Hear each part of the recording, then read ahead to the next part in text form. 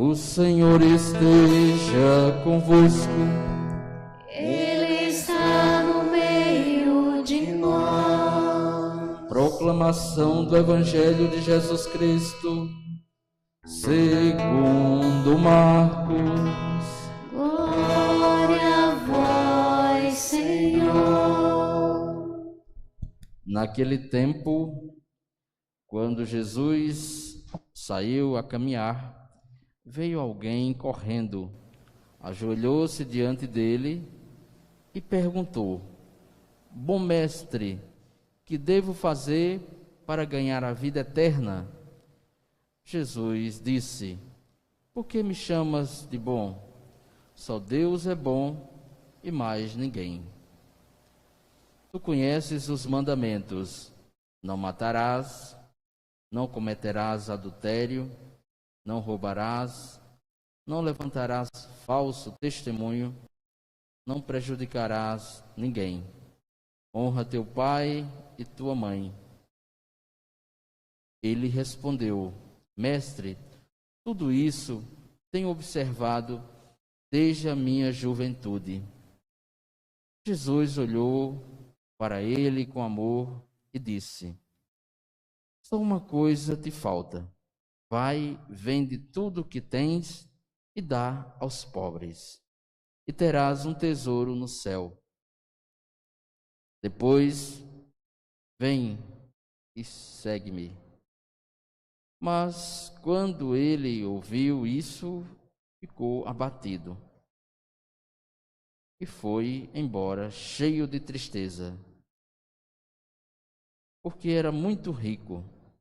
Jesus então olhou ao redor e disse aos discípulos: Como é difícil para os ricos entrar no reino de Deus. Os discípulos se admiravam com estas palavras, mas ele disse de novo: Meus filhos, como é difícil entrar no reino de Deus. É mais fácil um camelo passar pelo buraco de uma agulha do que um rico entrar no reino de Deus. Eles ficaram muito espantados ao ouvir isso e perguntavam uns aos outros: Então, quem pode ser salvo? Jesus olhou para eles e disse: Para os homens isso é impossível, mas não para Deus. Para Deus tudo é possível. Pedro então começou a dizer-lhe: Eis que nós deixamos tudo e te seguimos. Respondeu Jesus: Em verdade vos digo, quem tiver deixado casa, irmãos, irmãs, mãe, pai, filhos, campos, por causa de mim e do Evangelho, receberá 100 vezes mais agora, durante esta vida, casa, irmãos, irmãs, mães, filhos e campos, com perseguições, e no mundo futuro, a vida eterna. Palavra da salvação. Glória a vós, Senhor. Aleluia, Aleluia, aleluia, aleluia, aleluia, aleluia.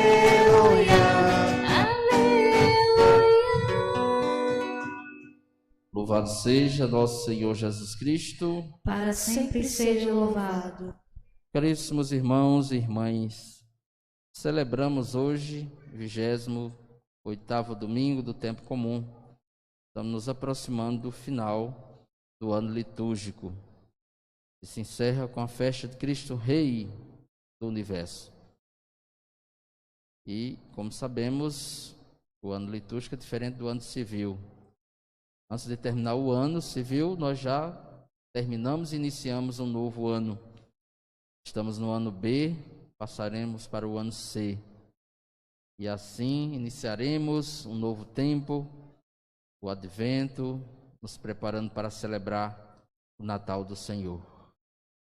Estamos celebrando neste mês das missões, somos chamados a refletir sobre nossas missões, ou nossa missão de evangelizadores, de discípulos e discípulas missionários de nosso Senhor Jesus Cristo. A liturgia da palavra deste domingo nos convida a refletir sobre a sabedoria. Não qualquer sabedoria, mas a sabedoria que vem de Deus, que vem da palavra de Deus, que em algumas passagens bíblicas é identificada, é comparada com o próprio Deus. Esta sabedoria é um valor supremo, é um tesouro que jamais poderá ser tirado de alguém que a possui. Uma sabedoria que nem a traça, nem o ferrugem, nada pode destruir. A sabedoria é o caminho que nos conduzirá à felicidade plena. E o sábio é aquele que sabe viver a palavra, a vontade de Deus, que sabe discernir entre o bem e o mal. Aquele que se deixa guiar pela vontade de Deus. Aquele que escuta a palavra, medita no coração e vive a lei do Senhor, como nos ensina o Salmo 1. O caminho do justo e o caminho do ímpio. O justo é comparado a alguém que vive realmente a justiça de Deus, é comparado a uma árvore plantada à beira da torrente, à beira da água. Ela é sempre verde e produzirá os frutos, bons frutos no tempo devido. Pelo outro lado, o ímpio, aquele que segue o caminho do mal, é comparado à folha, à palha seca, que cai e é levada pelo vento, que é queimada, que é destruída. Somos chamados a seguir o caminho da justiça e viver a sabedoria que vem de Deus. Viver a sabedoria é estar atento à palavra de Deus, às instruções da palavra. É nos deixar ser guiados por ela, como nos apresentou a primeira leitura. A sabedoria é colocada acima de tudo, acima de qualquer riqueza deste mundo. Nós ouvimos na leitura do livro da sabedoria, que é um dos livros sapienciais. E este livro nos ensina a seguir este caminho que agrada a Deus. A sabedoria que é identificada com o próprio Deus. E nos diz o autor sagrado que esta sabedoria devemos amar, segui-la e desejá-la no nosso dia a dia, na nossa caminhada. Viver a sabedoria não significa viver a intelectualidade. É diferente da intelectualidade. Ou seja, de alguém que estuda os livros e que busca se especializar em várias áreas. E muitas vezes é um grande intelectual, mas não é um sábio. E muitas vezes nós encontramos uma pessoa analfabeta, que nunca estudou, que não sabe ler, e é um sábio. Uma pessoa que tem uma sabedoria extraordinária. A sabedoria é um dom de Deus. E nós devemos investir nessa sabedoria, buscá-la. Devemos vivê-la sempre. E desde criança devemos viver, devemos buscar, devemos investir para que as crianças vivam realmente esta sabedoria que é uma guia, que é o guia ao caminho da felicidade, do caminho da felicidade. Nós, em tempos passados, escutamos um slogan do governo brasileiro, na época da presidente Dilma, que dizia o seguinte: um país rico é um país sem fome, ou sem pobres, mais ou menos assim. É uma afirmativa lógica, óbvia, mas que deve nos levar à reflexão, deve nos levar realmente a pensar. O que adianta um país como o Brasil ser tão rico, ter tantas riquezas, petróleo, tantas riquezas, e ao mesmo tempo é um país cheio de pobres, de miseráveis, de indigentes? Para que é que está servindo a riqueza desse país, dessa nação? Então, é um país rico, entre aspas, é um país pobre, porque é uma massa imensa. E olha que o país é considerado nossa mãe, a pátria mãe. Que mãe é esta? Enquanto os seus filhos passam necessidade. Então, um país sábio, podemos dizer, é um país que combate a pobreza, a miséria, que combate a criminalidade, a violência. Um país rico é um país sem essas expressões de pobreza. Então nós precisamos ainda caminhar muito, precisamos de homens sábios, de pessoas sábias que possam conduzir o nosso povo e que possam priorizar aquilo que é mais importante e não investir cada vez mais no sistema econômico, nos bancos, nos ricos, que acumulam cada vez mais, enquanto isso os pobres não têm o necessário para viver. Essa reflexão deve nos levar à conscientização, porque um país como o Brasil, um país que não é sábio, ou seja, na sua condução, é um país fácil de ser manipulado, de ser alienado. Por isso as pessoas são facilmente alienadas, enganadas pelos meios de comunicação. As pessoas facilmente são dominadas pelas manchetes, pelos aplicativos, e assim todos seguem como um rebanho uma ideologia, quase todos. E todo o povo segue e cai naquela ruína, porque quando a maioria escolhe um determinado político, todos nós seremos governados por ele, como acontece no governo atual, presidente. Então é preciso ter sabedoria na escolha. Um país sábio é um país que escolhe bem seus representantes, os representantes que conduz bem o seu povo, que cuida do seu povo, que volta a atenção para o seu povo, que vive a sabedoria que vem de Deus.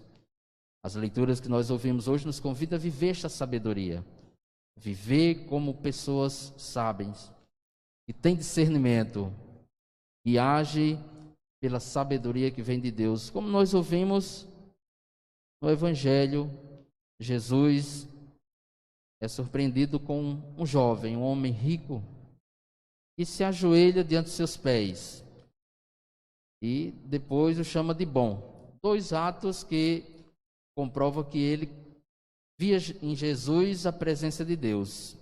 Ajoelhou-se e chamou de bom. E Deus,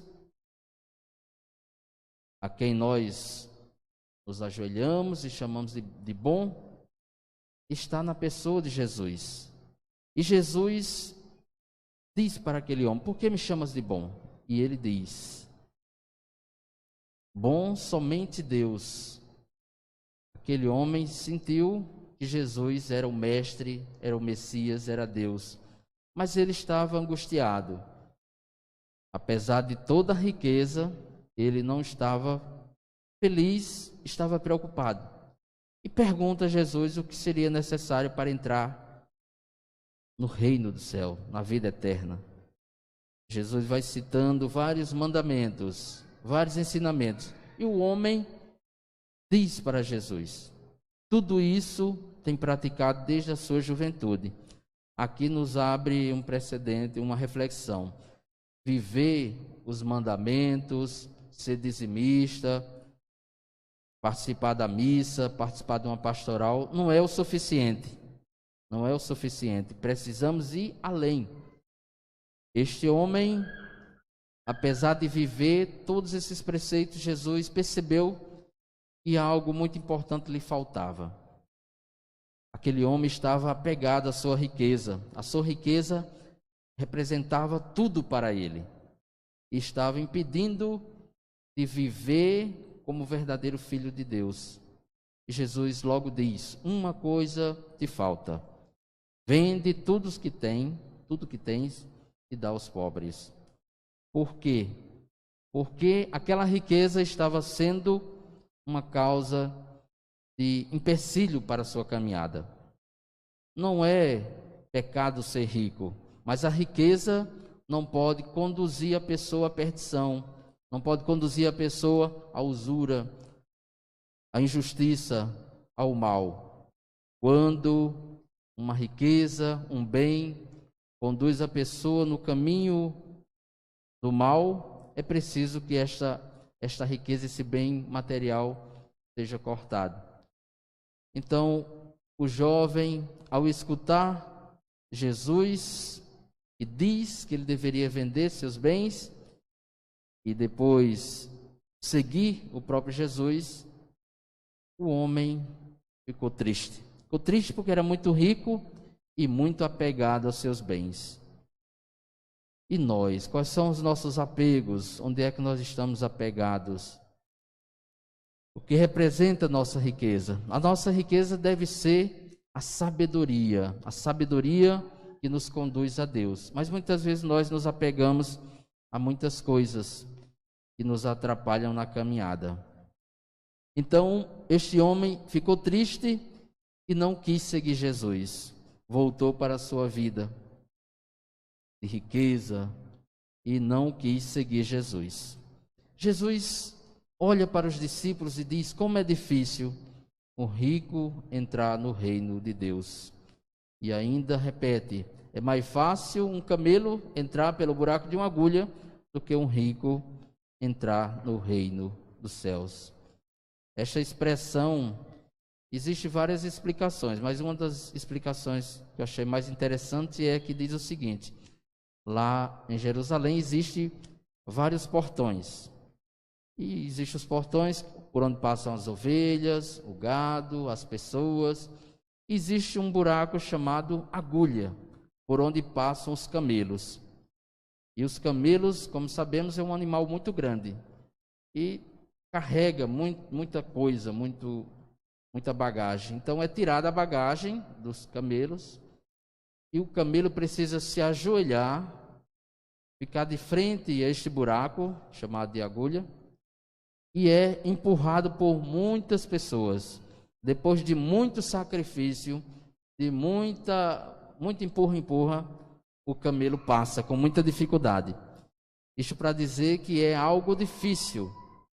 Não é impossível, mas é algo difícil. Então, o buraco da agulha significa este buraco, o fundo da agulha significa esse buraco que existe lá na entrada de Jerusalém, por onde passam os camelos. Não é uma agulha como muitas pessoas pensam, porque isso não seria difícil, seria impossível. Então, Jesus apresenta aqui um modelo de seguimento. Nós temos o modelo negativo, que é desse jovem rico, apegado aos seus bens. Por outro lado, nós temos os discípulos, aqueles que deixaram tudo para seguir a Jesus. O nosso modelo, o modelo a ser seguido são dos discípulos.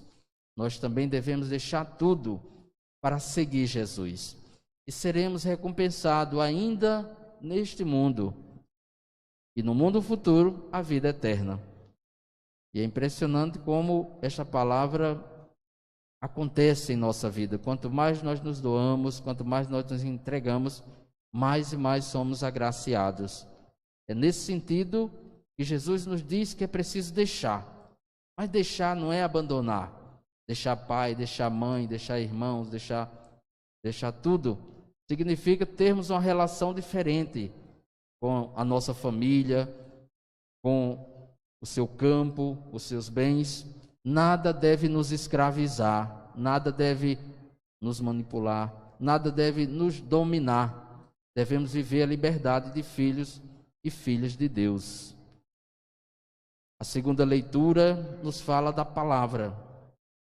Está associada à primeira leitura, a palavra que é a sabedoria que vem de Deus. A palavra de Deus é viva e eficaz, e mais cortante do que qualquer espada de 2 gumes. Penetra até dividir a alma e o espírito, articulações e medulas. Ela julga os pensamentos e as intenções do coração. E não há criatura que possa ocultar-se diante dela. Tudo está nu e descoberto aos seus olhos. E é a ela que devemos prestar contas. Então, a palavra de Deus penetra em nossa vida, ela não deve voltar de onde veio sem produzir o seu efeito. Esta palavra que nos sonda é o próprio Deus que caminha conosco, é o próprio Deus que nos conduz na caminhada, é o próprio Deus que sabe tudo sobre a nossa vida, que nos sonda, o próprio Deus que nos quer ver felizes vivendo a sua palavra, vivendo na sabedoria. Portanto, caríssimos irmãos e irmãs, neste dia, a liturgia quer nos questionar. Será que estamos vivendo a sabedoria que vem de Deus? Será que em nossas decisões nós escutamos a palavra de Deus, escutamos a Deus? Estamos vivendo realmente a sabedoria que vem de Deus? Será que nós dirigimos a Deus a prece semelhante à de Salomão, que não pediu riqueza, mas pediu sabedoria para conduzir, para governar bem o seu povo? E isso agradou os olhos de Deus. Devemos sempre pedir e buscar a sabedoria para sermos bem-sucedidos na nossa caminhada, porque nós somos inclinados ao erro, somos inclinados ao pecado, mas devemos sempre buscar a sabedoria que vem de Deus, para que assim possamos caminhar firmes no caminho de Deus e superar as dificuldades e assim realizar a nossa missão aqui na terra. Que a palavra de Deus nos ilumine, que a palavra de Deus nos dê muita sabedoria, possa nos instruir na caminhada, para que tenhamos discernimento diante das dificuldades do dia a dia e que possamos viver a nossa missão, a nossa vocação, seguindo os passos de nosso Senhor Jesus Cristo. Louvado seja nosso Senhor Jesus Cristo. Para sempre seja louvado.